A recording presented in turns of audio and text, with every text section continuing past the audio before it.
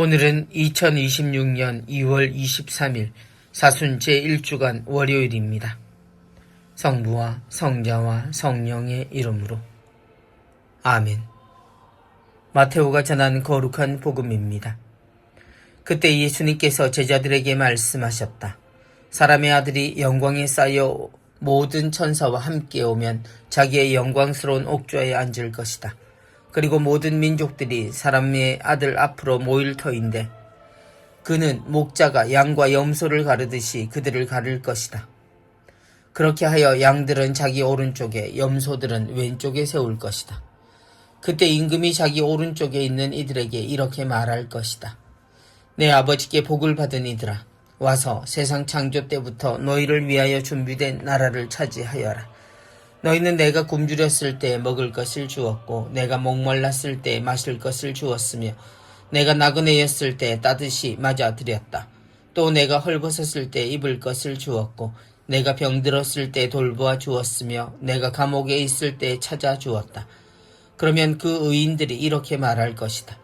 주님, 저희가 언제 주님께서 굶주리신 것을 보고 먹을 것을 드렸고 목마르신 것을 보고 마실 것을 드렸습니까? 언제 주님께서 나그네 되신 것을 보고 따뜻이 맞아드렸고 헐벗으신 것을 보고 입을 것을 드렸습니까? 언제 주님께서 병드시거나 감옥에 계신 것을 보고 찾아가 뵈었습니까? 그러면 임금이 대답할 것이다. 내가 진실로 너희에게 말한다. 너희가 내 형제들인 이 가장 작은 이들 가운데 한 사람에게 해준 것이 바로 나에게 해준 것이다.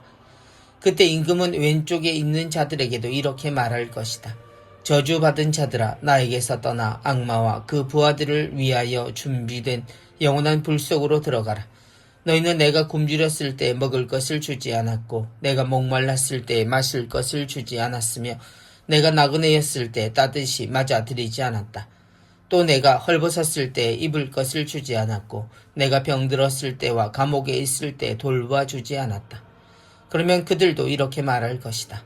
주님, 저희가 언제 주님께서 굶주리시거나 목마르시거나 나그네 되신 것을 보고 또 헐벗으시거나 병드시거나 감옥에 계신 것을 보고 시중 들지 않았다는 말씀입니까?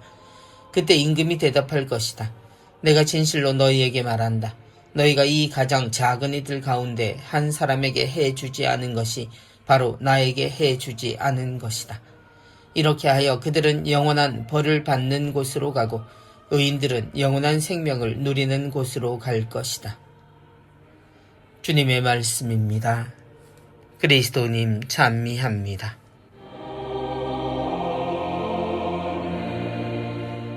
너희가 내 형제들인 이 가장 작은 이들 가운데 한 사람에게 해준 것이 바로 나에게 해준 것이다. 예수님은 세상을 만드신 하느님의 말씀이시고 사람에게는 세상을 다스리라 하신 말씀이 스스로 사람이 되신 존재입니다. 그래서 우리는 말도 안 되는 이 상황을 신비라는 알 수 없는 단어로 표현합니다. 그리고 그 말씀이 보여주시고 들려주시는 것에서 이미 우리가 하느님께 받은 가르침을 다시 확인하고 이해할 시간을 가집니다. 물론 이것은 공부나 지식이 아닌 삶이라 불리는 현실이고 삶으로 이어집니다.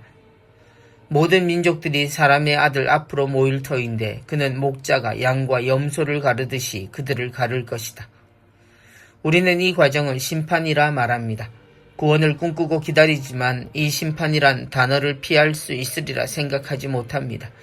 물론 주님은 하느님의 뜻대로 당신을 따라 사는 이들은 심판받지 않는다라고 말씀하셨지만 지금도 우리는 이 심판 앞에서 늘 주저하고 불안해하는 모습을 보입니다. 스스로 할 수 있는 일이 없음을 판단하지 못할 연약한 사람들의 모습입니다. 그런데 그럼에도 우리가 알아야 할 분명한 가르침이 있는데 바로 오늘 복음의 내용입니다. 주님, 저희가 언제? 심판의 자리를 미리 보여주시는 장면에서 행운의 존재가 된 이들은 심판하시는 분에게 묻습니다. 이런 판단이 가능했던 이유를 말입니다.